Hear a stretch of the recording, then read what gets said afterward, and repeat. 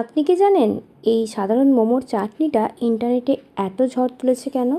অনেকেই বলেন এটা নাকি মোমোর আসল স্বাদটাই বদলে দেয়। এতটাই সুস্বাদু হয় এটা যে সবাই এই পারফেক্ট চাটনি বানানোর রহস্য কিন্তু জানতে চায়।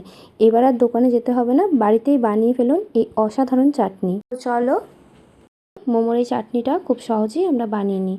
দেখো প্রথমেই এখানে আমরা বেশ কিছু টমেটো নিয়ে নিয়েছি। টমেটোগুলোকে ভালো করে একটু ধুয়ে নেব।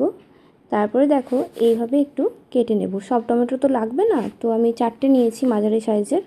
আর ওদিকে দেখো কড়াই তেল গরম করে একটা শুকনো লঙ্কা, আদা আর জিরে ফোড়ন দিয়ে নিয়েছি। ফোড়ন হয়ে আসলে আমরা কেটে রাখা টমেটোগুলো দিয়ে দেব কড়াইয়ে। তারপরে আমরা এটাকে একটু নেড়ে চেড়ে নেব। আর যাতে একটু তাড়াতাড়ি নরম হয়ে যায় সেই জন্য আমরা এতে প্রয়োজন মতো দিয়ে দেব নুন। দেখো এখানে নুন দিয়ে নিলাম। যতটা প্রয়োজন ততটা নুন দেবে। এরপরে আমরা এতে দিয়ে নেব প্রয়োজন মতো চিনি। চাটনি করতে গেলে নুন চিনি দুটোই লাগবে, তো আমরা এগুলো দিয়ে নিলাম। তারপরে আমরা এতে দিয়ে দেব একটি কাঁচা লঙ্কা চিড়ে দিয়ে দেব। যারা ঝাল বেশি খায় তারা একটু ভালো করে দেবে লঙ্কা। আমি একটাই দিলাম।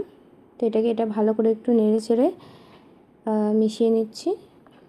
এতে একটু কাশ্মীরি লঙ্কার গুঁড়ো দিয়ে দিলাম। এবার এটা নামিয়ে রেখে যখন ঠান্ডা হয়ে যাবে এইভাবে ব্লেন্ডারে দিয়ে দেব।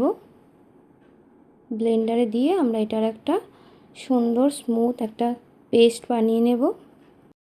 পেস্ট আমাদের বানানো হয়ে গেছে, আর তার সাথে আমাদের চাটনিও কিন্তু একদম রেডি। এই চাটনিটা মোমোর সাথে তো ভালো লাগবেই, তার সাথে পরোটা, যে কোনো রকম পরোটার সাথে রুটির সাথে ভীষণ ভালো লাগবে।